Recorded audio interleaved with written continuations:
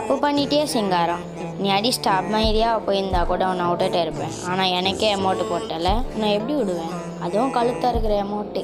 நம்ம டீம்மேட்லாம் சிரிச்சிட்டு இருந்தானுங்க. ஓப்பனில் வந்தவனை இங்கே ஒருத்தன் வருவான், ஓப்பனில் மண்டையிலே ஒன்று போடுவேன்.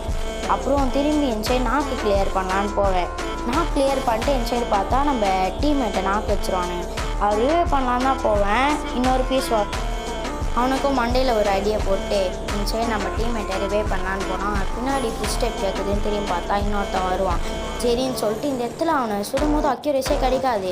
ஆனாலும் அவன் நம்ம டீம்மேட்டை அடிப்பான். அதான் பண்ணது பெரிய தப்பு. ஏன்னா அவன் நம்ம தான் அடிச்சிருப்போம். இந்த இடத்துல ஒருத்தன் ஓப்பனில் வருவான். அப்படி ஓப்பனெல்லாம் வரக்கூடாது, வந்தால் இதான் நிலமை அப்படின்னு சொல்லியிருப்போம். இந்த இடத்துல MP5லேயே ஒருத்தன் வாங்கியிருப்பான். நம்மளும் அமௌண்ட் போட்டு இருப்போம். ஆனால் அது அந்த வீடியோவில் காமிக்க முடியல. அப்புறம் 3க்கு 3ன்னு வந்துடும்.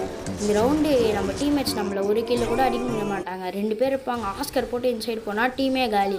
பங்கமாக போய் அடிச்சிருப்போம்.